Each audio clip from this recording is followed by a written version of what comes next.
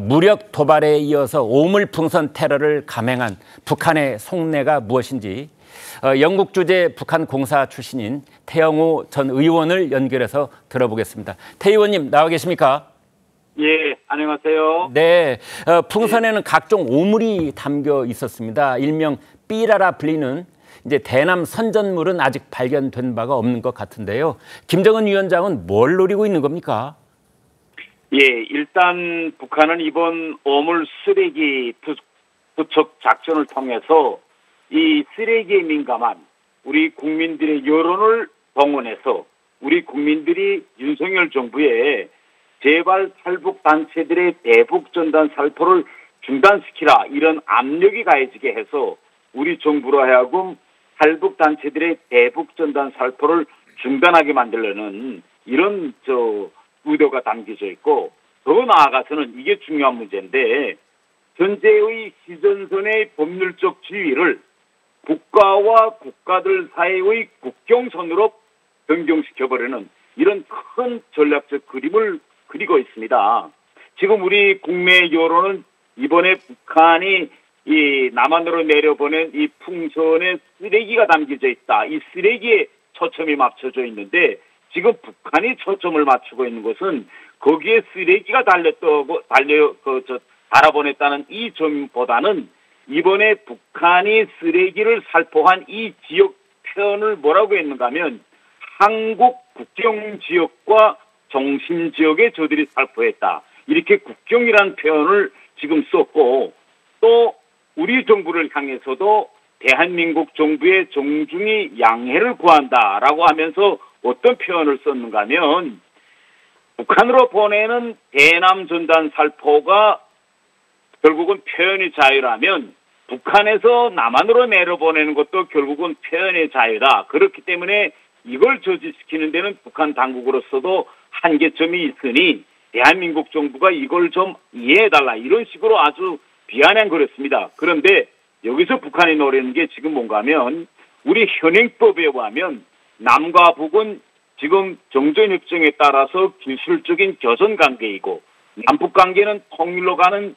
잠정적인 특수관계이고, 지금 이러한 우리 남북관계 규정에서 지금 효력을 발휘하는 게 휴전협정인데, 지금 북한은 어제부터 이 비라살포가 진행되고 있는 이 휴전선 일대는 이게 국경선이다. 국경선이기 때문에 국경 지역에서 지금 호상 남북이 삐라를 살포하는데 남한 거는 표현의 자유라고 하면서 왜 북한 거는 표현의 자유라고 하지 않느냐. 그리고 이 휴전선을 북한은 어떻게 하나 국경선으로 만들어가지고 북한도 국경선을 침범하는 행위이고 남한도 국경선을 침범하는 이런 행위니 국제법대로 한번 다퉈보자. 이게 옳은지 틀린지 이런 큰 전략적 그림을 그리고 있습니다. 네, 그래서 북한이 얼마 전부터 이제 남조선이라는 표현 대신에 대한민국 혹은 한국이라고 부르고 있는 것도 비슷한 뜻일 것 같은데요. 북한은 2018년 네, 평창 올림픽을 그리고 있는 이 전단 살포가 결국은 휴전선을 넘어서 내려가는 것이 아니라 국경선을 넘어서 내려간다. 국경선이라는 표현을 계속 강조하고 있습니다. 네, 그래서 휴전선을 이제 국경선이라고 그렇게 확실하게 규정해 놓기 위한 그런 방책이 숨어 있는 것이다. 이런 분석을 주셨습니다. 그런데 지금부터 6년 전에 이제 평창 올림픽 때 북한이 풍선 살포를 중단을 했었는데 6년 만에 그걸 재개한 셈인데 역대 가장 많은 쓰레기를 보냈습니다. 왜 지금입니까? 최근 이제 우리 한국에서 일어난 상황을 좀 들여다봐야 되는데 얼마 전에 한중일 정상회담이 있었습니다. 그런데 북한은 이 한중일 정상회담 전까지는 이 동북아에서 한미일을 한 개 축으로 하고 북중로를 한 개 축으로 하는 그런 신냉전 구도가 북한에게 유리하게 지금 대표되고 있다고 평가했거든요. 그런데 갑자기 서울에서 한중일 정상회담을 하면서 북한의 뒷배였던 중국에서 국가서열 2위인 총리가 온 겁니다.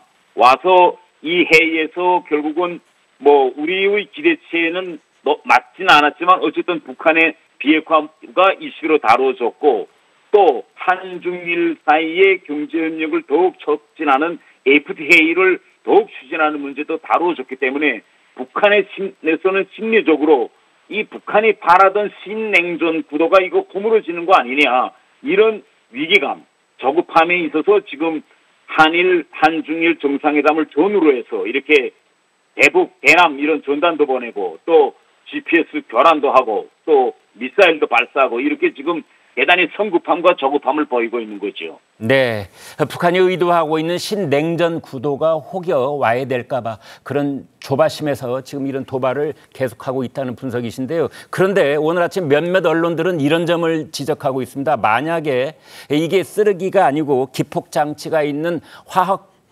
테러 무기였다면 어떡할 뻔했느냐, 이런 염려를 하고 있는데 어떻게 보십니까? 아주 중요한 문제를 저는 지금 우리가 들여다보고 있다고 생각합니다. 이번에 거부풍선이 내려오면서 지금 우리 당국의 조치는 일단 그것을 저격하지 않고 떨어질 때까지 가만 지켜보고 있는 거 아닙니까? 그런데 이번에 내려온 것이 결국은 쓰레기였으니 다행이지, 만일 그것이 그 어떤 그런 생화학 테러와 같은 그런 여행 연습과 우리가 연결시켜 본다면 대단히 심각하죠. 앞으로 우리가 이런 제2차, 3차 이런 고무풍선이 내려올 때 지금과 같이 이렇게 대응해야 되겠는지, 아니면 공중에서 그것을 저격해야 되겠는지 새로운 대응이 이제 필요하고요. 이번에 더 지금 충격인 건 뭔가 하면 바람을 따라서 내려오는 그런 고무풍선이 저 경남 지역에까지 내려갔다는 거 아닙니까? 결국 이건 뭘 의미한 거냐면 고무풍선을 통해서도 우리 남한 전역이 북한의 생화학 테러 그런 대상이 될 수 있다는 그런 새로운 점을 시사해주고 있습니다. 네.